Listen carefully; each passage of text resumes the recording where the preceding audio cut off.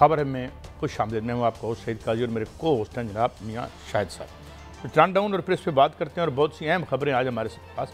नाज़रीन, एक तो भारत को G7 में मदऊ नहीं किया गया, ये बहुत बड़ा वाक़या है और हम देखते हैं कि भारत में साइजेबल एक्सपर्ट्स भी हैं, सिख हैं बहुत ज़्यादा, मगर क्या करें कि वहाँ जाके वो दहशतगर्दी की मुबैना वारदातें करते रहें और अपने जो डिसिडेंट्स हैं उनको कत्ल करते रहें, तो इसलिए उन्हें वहाँ नहीं बुलाया गया। इस हवाले से बात करेंगे, ये खबर बड़ी अहम है। इस खबर के हवाले से हम देखेंगे कि अब रूस और इंडिया की कैसे ठन गई है और रूस के जो जहाज़ गिराए गए हैं इस पर किस तरह जो है वो इंडियन मीडिया ने बगलें बजाई हैं, ख़ास तौर पर पलकी शर्मा, तो इस पर एक रगड़ के प्रोग्राम किया है। तो ये लगता है, और फिर इसके जवाब में क्या कहा रूस ने, क्या तंबीह की है इंडिया को, इस पे बात करेंगे और बहुत सी खबरें इस हवाले से। इधर देखें तो ट्रंप साहब ने भी ये कहा है मस्क को कि अपनी इन्वेस्टमेंट इंडिया से निकाल ले। उधर जो इंडियन स्टूडेंट्स हैं उनका बुरा हाल है, नहीं होना चाहिए और उनके मुस्तकबिल बर्बाद नहीं होने चाहिए, मगर ये मोदी साहब की पॉलिसीज़ हैं जो वो ये शायद उसका नतीजा है।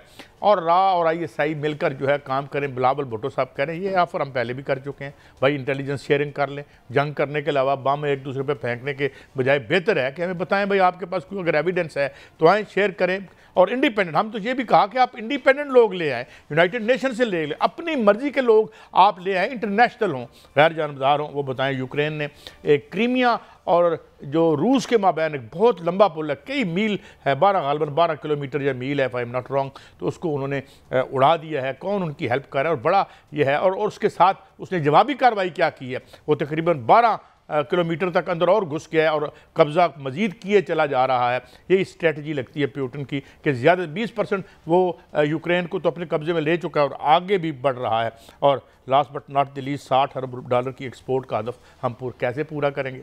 जो बिजली बनाने वाले हैं वो हुकूमत भी बनाएंगे और हुकूमत में रहेंगे तो ये होगा। फिर जो विजन देते हैं ना हमें 2025, जो एहसन इकबाल साहब, वो नाइटमेयर 25 और 30 रहेगा जब तक जो है बिजली बनाने नहीं बनेगी, माल बनेगा और माल भी हुकूमत के साय तले, जिस तरह कहा जाता है। हम एक आध तो हम भी केस जानते हैं कि जनाब किस बड़ी शख्सियत के फर्जंदे अर्जुमंद बिजली बनाते हैं और किस तरह महंगी बिजली हमें बेचते रहे। मियाँ साहब आते हैं। मियाँ साहब, जो इंडिया की आइसोलेशन है अब ये एक बाकायदा हकीकत है, इस पर मैंने थोड़ा सा काम किया है। इसमें मियाँ साहब के खुद इंडियन जर्नलिस्ट और वो जो बड़े यानी एक एतबार से जिनकी मोतबर लोग हैं, जिनके नाम बड़े एतबार वाले नाम हैं, उन लोगों ने ये कहा है कि जनाब ख़ास तौर पर ये जो रशिया ने कहा है कि इंडिया को तंबीह की है कि आप मगरब के हाथों चाइना के ख़िलाफ़ इस्तेमाल ना हों, तो इसका मतलब इधर भी ताल्लुकात ख़राब हो गए। और दूसरी तरफ हम देखें तो जो ट्रंप साहब हैं वो तो किसी को खातर में ही नहीं लाते और वो उन्होंने स्टूडेंट्स की वीज़े, इनके लोगों को डिपोर्ट किया, उनको हथकड़ियाँ लगाईं और उनको एक फ़ौजी जहाज़ में बिठा के इंतहाई ह्यूमिलिएशन के अंदाज में जो है वो वहाँ उनको डिपोर्ट किया गया। ये भी हम देख चुके हैं। इसके बाद हम देखते हैं कि और पूरे रीजन में हमें एक आइसोलेशन मियाँ साहब नज़र आती है। मैं ये मेरे पास ये एक जावेद नकवी साहब का आर्टिकल है जिसमें मैं चीज़ें आपकी खिदमत में पेश करता रहूँगा। और एक और आपको बात बताऊँ मियाँ साहब, ये जो एशियन डेवलपमेंट बैंक है जिसने हमें $800 मिलियन का कर्जा दिया है, एड़ी चोटी का जोर लगाया इंडिया ने कि भाई ये इनको ना दें और अपना क्लाउड इस्तेमाल किया, अपना ये क्या कहते हैं वो इस्तेमाल किया, जोर दिया बहुत। मगर एशियन डेवलपमेंट बैंक का ये कहना था कि ये फाउंडिंग मेंबर्स में से है पाकिस्तान और ये हमारी शराइत मान। वैसे मैं कर्जे लेने को कोई अच्छी बात नहीं समझता और कर्जा लेना जो है वो नालायक हुक्मरानों ने यहाँ तक हमें पहुँचाया है। We should not be proud of it, rather we should be ashamed of it. But the fact remains कि इंडिया ये चाहता था कि हमें ये ना मिले, मगर वो हमें मिल गया। चाइना साहब, मियाँ साहब आपका टेक लेते हैं और फिर मैं कुछ और बड़ी अहम खबरें हैं इस हवाले से कि किस तरह मोदी साहब की हमाकतों ने एक अच्छे खासे मुल्क को $4-5 ट्रिलियन की इकानमी को इस तरह से धक्के खाने पे मजबूर कर दिया। मियाँ साहब देखिए काजी साहब, इंडिया जो है वो तो बिल्कुल आइसोलेट हो गया है, तनहा हो गया है और इसकी सबसे बड़ी वजह जो है वो सरेंडर मोदी है। उसको जो नरेंद्र मोदी अपने आप को कहते थे उसको आप सरेंडर मोदी कहते हैं, क्योंकि उन्होंने 10 मई को जैसे सरेंडर किया उसके बाद जो है वो सरेंडर मोदी ही हैं और पहले भी सरेंडर ही थे। वो एक ड्रामाबाजी कर रहे थे अपनी आवाम के साथ और उन्होंने जो वहाँ पर नजरिया हिंदुत्व का वहाँ पर प्रवेल किया है और राज किया है, उसको परवान चढ़ाने के लिए वो सारी ड्रामाबाजी कर रहे थे कि पूरी दुनिया में इंडिया के डंके बज गए हैं और इंडिया के साथ पूरी दुनिया है। अब देखें 22 अप्रैल को जब पहलगाम का वाकया हुआ था, उसके बाद से लेकर अब तक इंडिया जो है वो कैसे तनहा हुआ है। इसकी सबसे बड़ी खबर जो है, सबसे बड़ी मिसाल जो है वो G7 का इजलास है। G7 का इजलास बहुत अहम इजलास है और उसमें सरेंडर मोदी को बिल्कुल नहीं बुलाया गया, उसको दावत नहीं दी गई।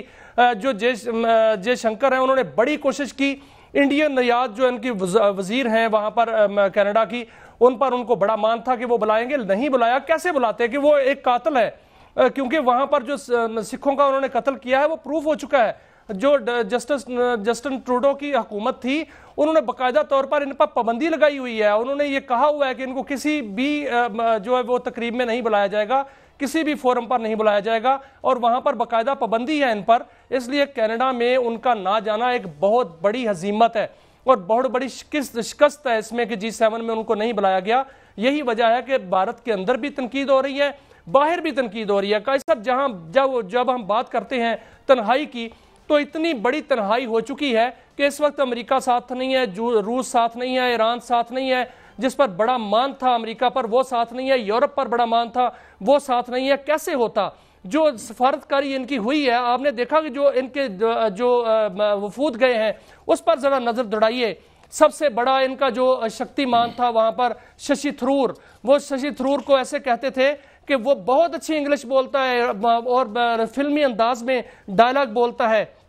वो वहां पर जाकर शशि थरूर बन गया और उसके हाथ में गिलास है, उसके हाथ में पार्टियां हैं, वहां पर वो गैर अखलाकी हरकतों में मुलव्वस है और पकड़ा गया है। और साथ वो जो खातून है वो गाने गाती हुई वहां के लता के गाने गाती हुई पकड़ी गई है। ये तो उनके सफारती जो है वो वहां पर वफूद काम कर रहे थे और हमारे सफारती वफूद पर आप सर नजर दौड़ाइए। 4 वज़राए खारजा, साबिक वज़राए खारजा हमारे वफ्द में शामिल हैं। मियां साहब जी, मैं आपको एक बात बताऊं, हमारे सफारती वफूद जो है ना, पाकिस्तान की एयरफोर्स ने, पाकिस्तान की आर्म फोर्सेस ने जिस तरीके से डेमोन्स्ट्रेट किया, तो ये देखे ना, अपर हैंड मिल गया। अब चलो, अब ये पहले भी यही थे, हम जानते हैं जितने ये सारे तो जिस तरह से लगते हैं हमें पता है, मगर चूंकि एक जिस तरीके से, एंड इन पर्टिकुलर मैं कहूँगा पाकिस्तान एयरफोर्स ने जिस तरीके से इसमें जो है वो किया है, कंडक्ट अपने आप को किया है, और जिस तरीके से आज हमें पता चल रहा है कि वो कब से तैयारी कर रहे थे और कब से ये तमाम जो इंटीग्रेटेड सिस्टम था, ये तो हम उनको देते हैं।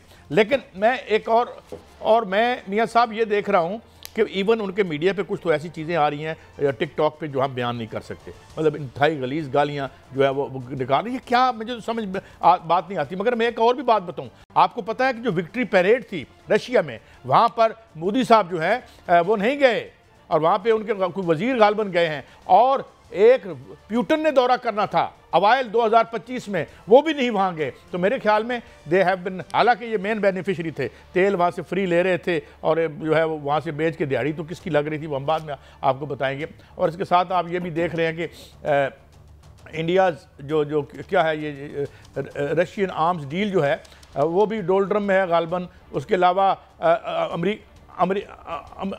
अमेरिका को एक और भी दुख है कि जब ये राफेल वगैरह गिरे और उन्होंने अमेरिका ये चाह रहा था कि जी वो F-35 भी ले लें। अब F-35 जो है उसको मुझे नहीं पता ये इत्तेफाक होगा। जिस तरीके से पलकी शर्मा ने रिपोर्ट किया कि एक F-35 जो है वो तो यमन के एक पता नहीं किस किस्म का मिसाइल था, वो जाके उससे लगा और वो उधर वो एक्सपोज हो गए। तो मेरे ख्याल में ये वॉर बड़ी एक अनप्रिडिक्टेड या अनप्रिडिक्टेबल है और इस पे हमें नहीं करना चाहिए। मगर मियां साहब मैं ये काजी साहब, एक तो उनके मीडिया को प्लीज मीडिया ना कहा करें, वहां वो मीडिया नहीं है, वो गमाश्ते हैं, वो मोदी के गमाश्ते हैं, उनको गमाश्ते ही कहा करें। जिस तरह की वो गलीज जबान बोल रहे हैं पूरी दुनिया के खिलाफ, इसलिए वो मीडिया है ही नहीं है, उसको मीडिया कहा ही नहीं जा सकता, किसी तारीफ में नहीं आते। दूसरा जो तन्हाई है वो इसको कहते हैं कि ट्रंप ने इस वक्त अमेरिका बाकायदा तौर पर भारत के खिलाफ जो है महाज खोला हुआ है, वहां से वो इन्वेस्टमेंट निकाल रहे हैं।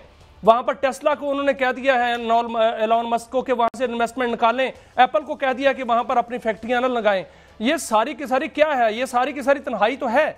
और इसमें जो बात आ रही है पाकिस्तान की जानिब से, पाकिस्तान ने बेशक इसमें कोई शक नहीं काजी साहब कि पाकिस्तान ने बहुत ज्यादा सफारती महाज पर अपनी जो है वो कामयाबी हासिल की है। हमारी एयरफोर्स ने, हमारी पाक अफवाज ने तो उनको जिल्लत अमेज शिकस्त दी, और उसके बाद उससे पहले जो किरदार इसहाक डार साहब का रहा है, बिलावल भुट्टो जरदारी साहब का रहा है, उसमें हमारे जो अमेरिका में सफ़ीर हैं रिजवान साहब उनका रहा है, जो इफ्तिखार आसम जो हमारे अक़वाम मुत्तहिदा में मुस्तकिल मंदूब हैं उनका जो किरदार रहा है वो इंतहाई बाकमाल किरदार रहा है। उन्होंने वहां पर हर दिन जो है वो भारत को शिकस्त दी है। और आज सबसे बड़ी खबर यह है कायद साहब कि जो सलामती कौंसिल है उसमें जो एक कमेटी होती है दहशतगर्दी के हवाले से निगरानी करने की, पाकिस्तान को उसका नायब जो चेयरमैन है वो सदर है वो मुंतखब कर लिया गया है, और जो तालिबान के हवाले से कमेटी है उसका भी सरबराही पाकिस्तान को दे दी गई है।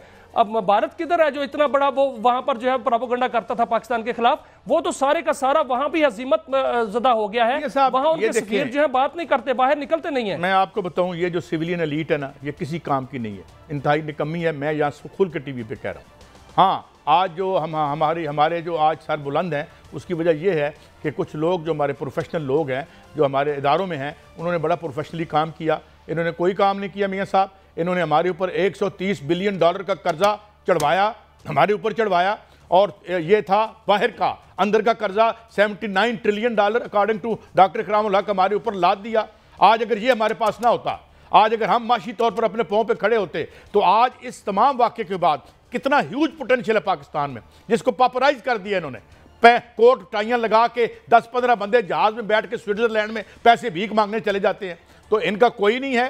ये सारे का सारा क्रेडिट मैं देता हूं अपने फुट सोल्जर्स को, अपने तमाम पायलट्स को, उनको जो ये टेक्नोलॉजीज मुहैया करने वाले उनके जो सरबराह थे उनको। बाकी मियाँ साहब ये कख नहीं है। और मैं एक और बात बताऊं, जिस तरीके से यहाँ बैठ के रजा मोहम्मद साहब और तमाम लोग जो आके कहते हैं कि ये जो हमें स्पेस मिली है इसमें अपना घर ठीक कर लें, हम अपने ये मसाइल ठीक कर लें, हम हुकूमतों को ज़ाती माल और निजी अपनी जो इमलाक बनाने में इस्तेमाल ना करें, तो इस मुल्क में क्या कुछ नहीं है। ये एक और चाइना बन सकता है, मगर इनके होते बनेगा it's a big question mark. जो लोग जो हैं यहाँ अपने पैसे मियां साहब जो अपने पैसे यहाँ नहीं रखते, हमारे जो अपना माल बाहर रखते हैं। देखा कि जो हमारे वफूद बाहर गए हैं जिसमें वजीर आजम गए थे, फील्ड मार्शल, एक बंदा चला जाता 7-7 बंदे जरूर जाने चाहिए मियां साहब। जहाज का टिकट है, डॉलर लगते हैं। बहुत बड़ी कामयाबियां और चीन के साथ हमें कामयाबी मिली है कायद साहब। लेकिन सवाल जो इस वक्त बड़ा पैदा हो रहा है वो ये हो रहा है कि Trump anti Modi anti India क्यों हुआ है। सबसे बड़ा सवाल ये है क्योंकि आपको याद है ट्रंप ने जब अपनी उसकी कैंपेन चल रही थी तो उस वक्त वो बाकायदा तौर पर मोदी के नाम लेता था, और अब क्या हुआ है कि वो भारत का नाम सुनना नहीं चाहता, मोदी का नाम सुनना नहीं चाहता, वहां से अपनी इन्वेस्टमेंट निकालना चाहता है, वहां पर जो स्टूडेंट्स हैं उन पर पाबंदियां लगा रहा है, और वहां पर जितने भी भारतीय इन्वेस्टमेंट है उसको जो है वो निगलेक्ट किया जा रहा है, उसको हौसला शिकनी की जा रही है। इसकी वजह सिर्फ और सिर्फ मोदी है, मोदी की पॉलिसियां हैं, दोगली पॉलिसी है। मोदी ने दोगली पॉलिसी वहां पर अपनाई थी। एक उन्होंने ये देखा था जब ट्रंप का इलेक्शन हो रहा था जब अमेरिका का, तो वहां पर जो रॉ है ये बाकायदा काम कर रही थी कि जो बाइडन अगर जीत गया, क्योंकि उनको यही कंफर्म था कि जो बाइडन जीतेगा तो फिर हम जो बाइडन के साथ हैं, वरना ट्रंप जो है उसको 100 उसके साथ, उसको बाकायदा तौर पर इंटेलिजेंस मालूमात मिली हैं कि भारत ने उनके साथ दोगली पॉलिसी अपनाई है। पाकिस्तान ने तो उनको बाकायदा तौर पर वो जो धमाकों में मुलव्वस सहूलतकार था वो पकड़ कर दिया। पाकिस्तान ने बाकायदा तौर पर जो उनके इन्वेस्टमेंट के लिए उनको मदऊ किया कि यहाँ मिनरल्स हैं यहाँ पर इन्वेस्टमेंट करें। पाकिस्तान बाकायदा तौर पर जो है डिजिटल करेंसी में आगे बढ़ रहा है। और आज आपने देखा कि बिलाल बिन साबित जो हैं वो वाशिंगटन में ट्रंप व्हाइट हाउस में मौजूद है, तो पाकिस्तान तो कामियाबी हासिल कर रहा है, लेकिन भारत जो है बाकायदा तौर पर नाकाम हुआ है। और एंटी जो भारत की नाकामी तो इसमें तो भारत इसलिए हुए हैं, इसमें तो कोई राय नहीं है ना। भारत का जो सारा खेल बनाया हुआ था, एडिफिस जो है वो क्रम्बल हुआ आपकी आंखों के सामने। मगर ये क्रिप्टो करेंसी वाली कहानी यहाँ डॉक्टर इकरामुल हक बता चुके हैं। आज अभी जाके ना डॉन में जाहिद हुसैन साहब का आर्टिकल पढ़ लें, वो देख लें।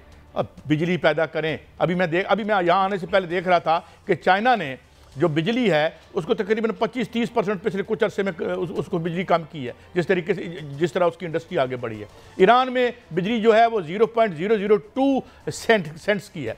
हाँ, शाम में हमसे सस्ती है, क्यूबा में हमसे सस्ती है, 0.006 सेंट्स की है। कोई इसको इस मुल्क को बनाएं, यहाँ ये बिजली बना रहे हैं, बिजली जो है चलाने के लिए तारे नहीं हैं मगर ठेके लेने हैं, और ठेके और पाकिस्तान में और काम क्या हो रहा है, ठेके क्या है, बनी बनाई सड़क तोड़ दो, ठेका। ये ठेका फ्रेंडली जमहूरियत को ख़त्म करके हमें एक रियल सच्ची जमहूरियत ला के इस मुल्क को उस मंजर पर लेके जाना है। और I think that will be not be bye them, it will be beyond this, जो ख़ास तौर पर जो हमारी सिविलियन रूलिंग एलीट है, इससे बियॉन्ड ही इसके सोल्यूशन मुझे ना चीज़ को लेकर यही कर दे। बरल ब्रेक के बाद हाजिर होते हैं, खबरें और भी हैं, इन पे हम बात करेंगे।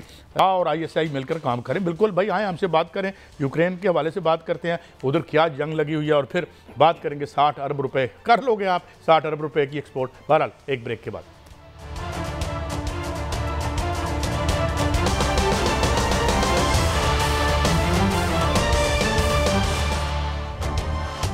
वेलकम बैक नाज़रीन। अब इस पे हम बात करते हैं रॉ और ISI जो है इस पे मिलकर काम, ये हमारे कहा जनाब बिलावल भुट्टो साहब ने, और ये बात तो हम पहले भी कह चुके हैं और हम कहते हैं कि हाँ बातचीत करें, अपने आपके पास जो इनपुट है, आपके पास जो एविडेंस है वो लेके आएँ।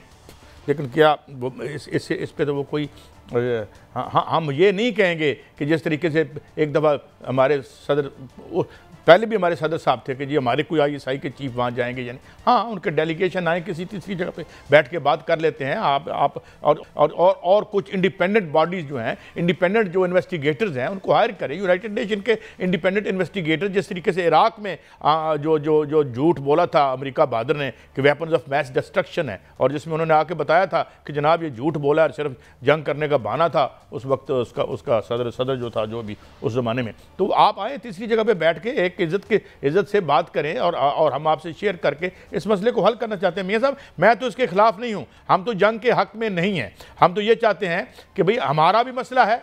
हमारे यहाँ क्या हुआ अभी कुछ दिन पहले, ये ट्रेन का वाकया हुआ, उसके बाद एक इतना बड़ा वाकया हुआ हमारे शहर पर, हमारे एक जो मौजूद ब्यूरोक्रेट जो हैं वो शहीद हुए। तो भाई आए हम इस मसले से मिलके नंबरदाज माँ हूँ, लेकिन अगर आप इसको अपना इलेक्ट्रल इशू मानेंगे और अगर ये आपकी एक इलेक्शन का मंशूर का हिस्सा है अनरिटन, तो फिर हम क्या कर सकते हैं मियां साहब?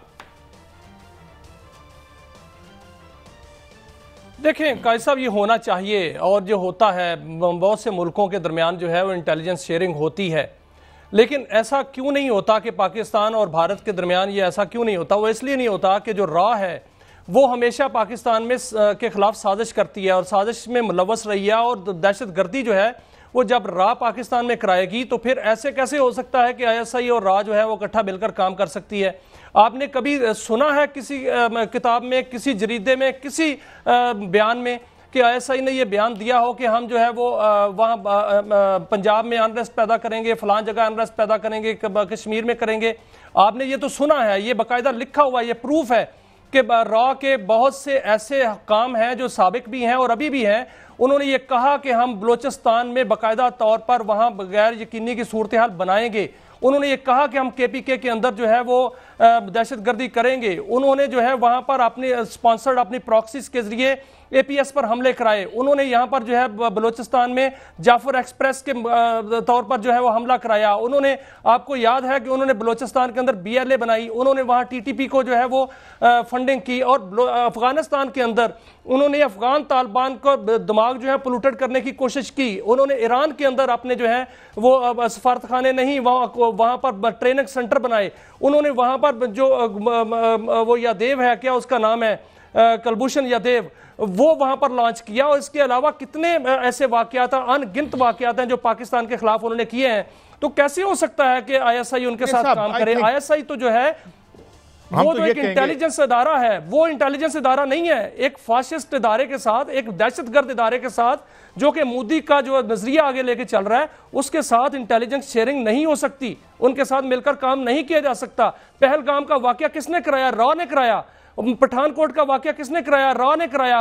उसके जितने भी वाकयात वहां पर हुए हैं वो रॉ ने वाकयात अपने करा के आज खुद वाकयात। तो जो पाकिस्तान पर इल्जाम लगाया जाता है, फिर ISI तो उसके साथ काम नहीं कर सकती। जो बिलावल भुट्टो जरदारी साहब ने कहा है, ये आइडियल सूरत हाल का है, आइडियल सूरत हाल नहीं है, नहीं हो सकता। वेरी पेनफुल हिस्ट्री जिसका आपने एक अता किया है, मगर there is always a new beginning. मगर अगर वो ये चाहते हैं, अब देखें ना इस दहशत गर्दी से क्या मिला? उसकी चूल्हे हिल के रह गई हैं, उनकी 4-5 ट्रिलियन डॉलर की इकॉनमी की सारी औकात सामने आके रह गई है। और ये देखें, उसकी औकात देखें, अमेरिका बहादुर की औकात देखें, वो क्या सामने आके रह गई। तो मेरे ख्याल में मिल के बात करें तो इसमें कोई हर्ज नहीं है। हाँ, और लेट्स गेट ओवर इट, और कोई ऐसा आगे बढ़े इस खत्ते के अवाम के लिए, कोई हम जो है जंगों से अलावा भी कुछ सोचें। अब ये सब आगे बढ़ते हैं।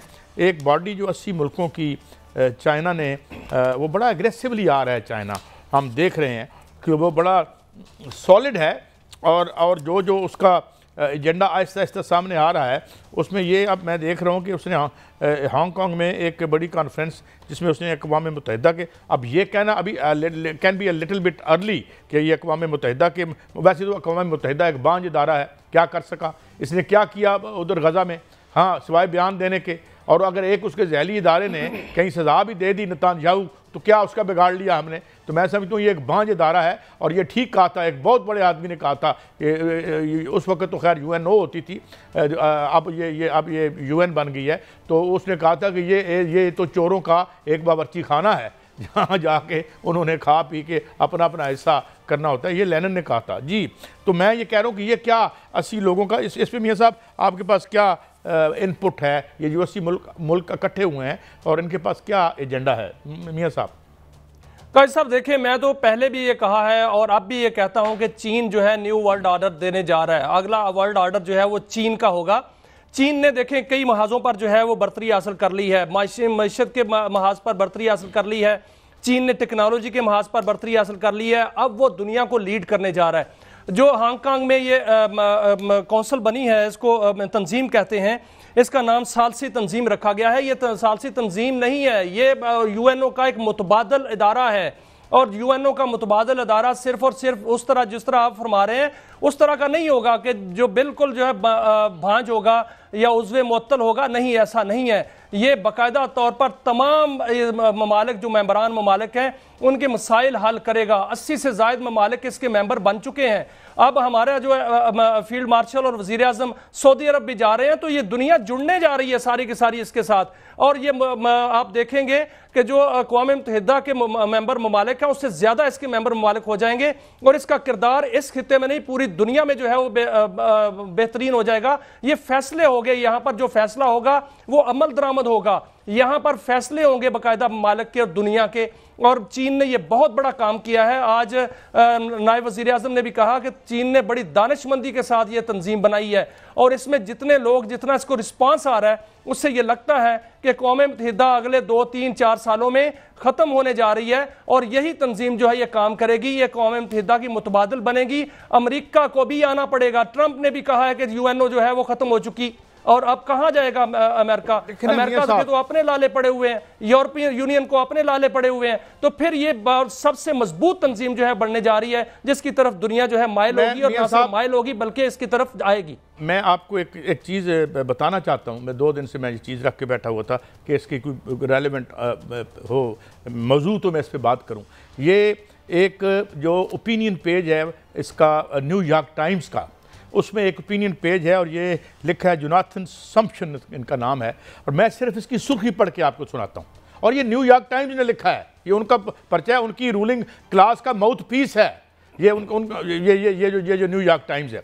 अब इसकी सुर्खी देखें, अ कल्चर डाइज, एक सकाफत मरती है, सो डज डेमोक्रेसी, और जमहूरियत भी। अब ज़रा इसको समझने की बात है, ये ना समझे कि हम मार्शल लॉ के हक में हैं, मगर डेमोक्रेसी का यह मतलब क्या है कि जो लिबरल डेमोक्रेसी जिसे आप कहते थे, जिसका सरखेल वेस्ट था, उसमें आज, और मैं ये आज इस प्लेटफॉर्म से इसलिए बात कर रहा हूँ कि ये कहीं भी नहीं हो रही। अब बात यह है कि ये जो राइज ऑफ चाइना है, ये उसकी इंडस्ट्री की वजह से, उसकी जो माइट है उसकी वजह, तो हम ये देखते हैं कि ऑन द रिट्रीट, और अब ये पूरा एक्सेस जो है ये पावर का, और ये पावर का जो सेंटर है वो शिफ्ट होगा इस एशिया की तरफ। इसलिए कहते हैं कि ये सेंचुरी शायद अब एशियन सेंचुरी हो। ब्रेक के बाद हाजिर होते हैं तो बात करेंगे ये जो बड़े टॉल क्लेम्स हैं हमारे साथ, और फिर यूक्रेन की बात भी हमने करनी है कि यूक्रेन और जंग कहाँ जा रही है, बढ़ती चली जा रही है, कहीं दुनिया को लपेट में न ले ले। एक ब्रेक के बाद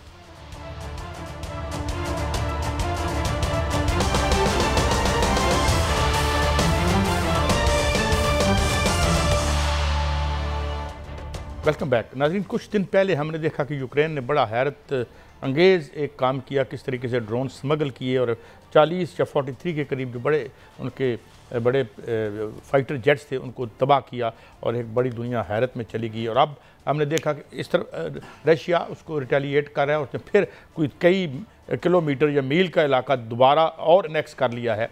मगर मीनवाइल यूक्रेन ने एक और काम किया है कि उसने एक क्रीमिया बेसिकली हिस्सा था यूक्रेन का, और यूक्रेन का ये वो हिस्सा था जहाँ रशियन बोली जाती है मोस्टली, तो इसको पहले अनेक्स कर चुका है, अपने अंदर शामिल कर चुका है रशिया। और अब इसका एक पुल है, ये कई किलोमीटर पर मुहित बड़ा लंबा पुल था, तो इसको इन्होंने नीचे से इसको एक्सप्लोड किया है, तो ये जंग रेज कर रही है। और इसमें मियां साहब मेरा ये ख्याल है कि अमेरिका बहादुर तो नहीं लगता कि ट्रंप साहब की कोई एम्बिशन अब ऐसी नहीं रही जो इससे पहले जो बाइडन की थी कि जो है इसको अपने घुटनों पर लेके आए, लेकिन जो यूरोप है वो बहुत खौफजदा है। और यूरोप ने 2 वायलेशंस की हैं। पहली वायलेशन उसने ये की है जो हमने यहाँ अपने प्रोग्राम में डिस्कस की थी मियाँ साहब, कि उसने बहुत से जो प्रोटोकॉल्स हैं उनको वायोलेट किया, जो भारत को राफेल दिए और जो असला दिया, क्योंकि प्रोटोकॉल के मुताबिक शहरी आबादियों पर यह असला इस्तेमाल नहीं हो सकता था। मगर चूंकि दुनिया तो ताकत के असूल पे चलती है ना, इखलाक और जो ज़मीर है इसका तो जनाजा कब से वेस्ट ने निकाल दिया। गज़ा में देख लें, इराक़ में देख लें, शाम में देख लें, तो ये एक तो ये वायलेशन। और अब मेरे ख्याल है, मेरा एनालिसिस है, खबर भी बन सकती है कि जो ये बड़े खौफजदा हैं, क्योंकि अब कह चुका है जो बरतानवी प्राइम मिनिस्टर है कि जी हम मज़ीद जो है हम अपना बजट बढ़ाएंगे। इसके बाद हमने देखा कि कई मुल्कों ने कहा, जर्मनी ने कहा जी हम जो है एटमी धमाका करेंगे, उसने एक और मुल्क ने कहा यूरोप में। तो मुझे लगता है कि ये खौफजदा हैं और ये जंग अब बेसिकली प्रॉक्सी बन गई है। पहले ये प्रॉक्सी अमेरिका की था जो यूक्रेन है, अब ये यूरोप की प्रॉक्सी लगता है। आपका टेक क्या है इस पर? देखें कायद साहब, ये तो बात पक्की है और माहिरीन ये कहते हैं कि ये मानने में नहीं आता कि यूक्रेन जो है वो इस तरह की कार्रवाइयां कर रहा है, क्योंकि यूक्रेन पर जो जंग मुसल्लत की गई है, जंग जो हुई दोनों मुल्कों के दरमियान, उस पर काफ़ी अरसा गुजर चुका है और यूक्रेन तकरीबन जो है वो इस पोजीशन में नहीं है, ना माली तौर पर, ना टेक्नोलॉजी के तौर पर, और ना जो है वो फौजी अस्करी तौर पर जो है इस पोजीशन में है कि वो रूस पर इस तरह के हमले करे। जिस तरह आपने देखा कि जो पुतिन है उन पर कातलाना हमला किया गया और बाद में जिस तरह ड्रोन हमले हुए और जिस तरह उनको वहां संबल्ड किया गया और वहां पर ले जाया गया और इसमें 1 साल लगा, ये सारी की सारी कार्रवाइयां जो हैं और पुल उड़ाया गया फिर, और इस तरह ये सारी कार्रवाइयां का जो तर्ज है, जो तरीकाकार है, वो मुसाद का लगता है। माहिरीन कहते हैं कि ये मुसाद तर्ज की कार्रवाइयां हैं कि जाके टारगेट किलिंग करनी, जिस तरह ईरान में कराई गई, फिर उसके बाद जिस तरह की कार्रवाई की गई, इस लगता यही है कि ये जो माहिरीन कहते हैं कि मुसाद तर्ज की कार्रवाइयां हैं, क्योंकि बरतानिया अगर ये मामला करता तो बरतानिया के पास भी इतनी टेक्नोलॉजी इस तरह की नहीं है। ये इसमें कोई शक नहीं कि यूरोप जो है वो रूस के खिलाफ है और रूस को जो है वो शिकस्त देना चाहता है यूक्रेन के जरिए, लेकिन यूक्रेन एक बैटलफील्ड बना हुआ है। जो माहिरीन का खदशा जाहिर कर रहे हैं वो इजराइल की तरफ इशारा कर रहे हैं, और क्योंकि इजराइल इसलिए इशारा किया जा रहा है कि ईरान के साथ रूस के ऐसे ही ताल्लुकात हैं कि अगर ईरान पर हमला होता है तो रूस पर हमला तस्वर किया जाएगा, रूस पर हमला होता है तो ईरान जो है वो अपने ऊपर हमला तस्वर करेगा। इसलिए दूसरा शाम में देखें कि वहां पर रूसी मौजूदगी वहां पर मौजूद है, तो ये खदशा जाहिर किया जा रहा है कि कहीं वो ड्रोन जो हैं वो इजरायली तो नहीं थे, और ये बाकायदा तौर पर तहकीकात की जा रही है कि क्या इजरायली मोसाद जो है वो यूक्रेन में अपना मिशन, खुफिया मिशन जारी रखे हुए हैं, और उन्हें सर 1 मिनट सिर्फ कि उनके जो एहलकार हैं वहां पर मौजूद हैं। ये भी खदशा जाहिर किया जा रहा है कि वहां पर जो लड़ाई हो रही है उसमें बाकायदा तौर पर इजरायली जो एहलकार हैं वो हिस्सा तो नहीं ले रहे, और यह भी हो रहा है कि क्या यूक्रेनी सदर और इजराइल के वजीर आजम की खुफिया मुलाकात तो नहीं हुई। इस हवाले से भी इशारे किए जा रहे हैं, और यह भी कहा जा रहा है कि अगर ऐसा है तो फिर रूस जो है वो इसका बदला लेगा और इस तरह की कार्रवाई वहां से भी हो सकती है। शुमाली कोरिया की जानिब उन्होंने अपने वफूद भेजे हैं और शुमाली कोरिया भी हो सकता है इस जंग का हिस्सा बन जाए और ये जंग फैल जाए। कैसा? अच्छा, नहीं, मैं समझता हूँ कि जिस तरह हमने कल बात की और हमारे साथ जो 2-3 हमारे दिफाई तजिया निगार थे, वो कह रहे थे कि यूक्रेन तक रहेगी, अभी फ़िलहाल बियॉन्ड नहीं ये जाएगा, लेकिन उसको ब्लीड करने की कोशिश कर रहे हैं। इसकी कीमत तो यूक्रेन के अवाम ही देंगे। मगर एक बात जो हमारे पहले तजिए में रहेगी मियाँ साहब, इवन इंडियन जर्नलिस्ट ये कह रहे हैं कि जो इज़राइल है, जो उसकी टेक्नोलॉजी है, जिस तरह वो एक्सपोज हुई है, जो उन्होंने मिल के जाइंट पाकिस्तान पे हमला किया था, ये मैं उन लोगों की बात कर रहा हूँ जो ये लंदन बेस्ड दिल्ली बेस्ड जो जर्नलिस्ट हैं, वो ये कह रहे हैं कि वो तो उसकी टेक्नोलॉजी तो बस सिर्फ निहत्ते जो गज़ा के लोग हैं उन पे ही चलती है।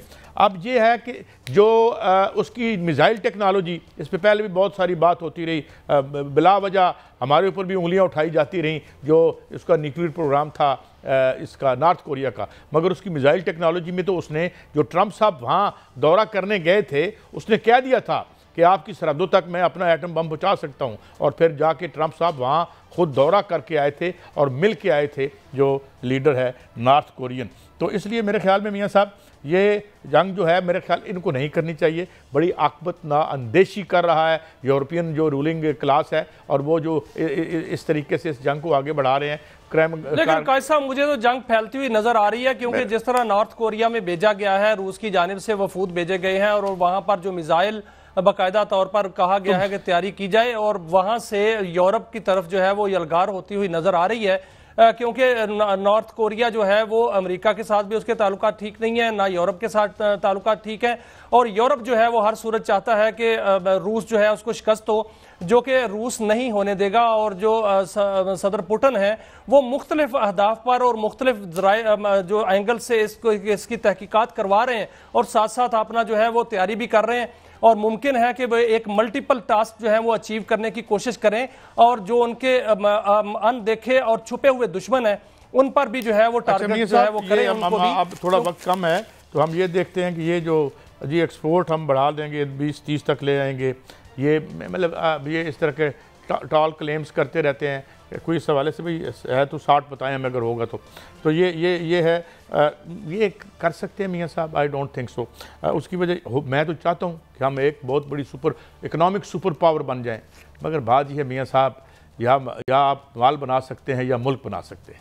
जो जब माल ज़ाती बनाने हों, और जब जो है जिस तरह वो अफलातून ने कहा था एक दफ़ा कि ये जो माल बनाएं भाई, वेल्थ क्रिएशन तो हमारे सोहेल बड़ाई साहब भी कहते हैं बड़ी अच्छी बात है, होनी चाहिए और होनी भी चाहिए वेल्थ क्रिएशन, मगर वेल्थ क्रिएशन वाले और होने चाहिए और सरकार चलाने वाले कोई और होने चाहिए, क्योंकि ये जो हमने मिक्स किया है ये बड़ा ही बुरा हमारा तजुर्बा हुआ। और फिर हमने देखा कि जो सियासी ताकत है या रियासती ताकत है, अच्छा वो उन्होंने इस्तेमाल किया। अब ये कॉमर्स मिनिस्ट्री का बयान आपके सामने मियाँ साहब, भला सा क्या है भाई, ज़रा बोल के बताएं मुझे, क्या है जी ये 60 बिलियन एक्सपोर्ट्स बाय 2030 टारगेट, यानी अनअचीवेबल।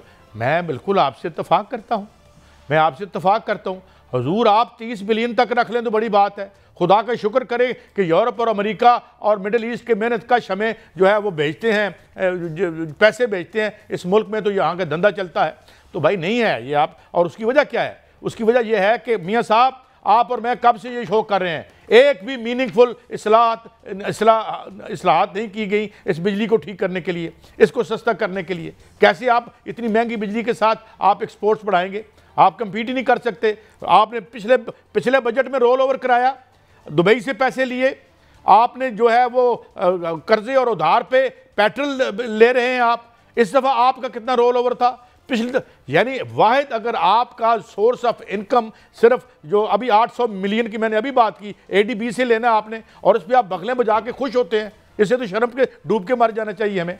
और साथ अवाम पर आप मिसाल के तौर पे मियाँ साहब, जिस तरह हमने और आपने स्टोरी की थी, जो 4 पैसे लोग रख के बैंकों में कुछ खाते थे, उस पर भी हमला करवा दिया।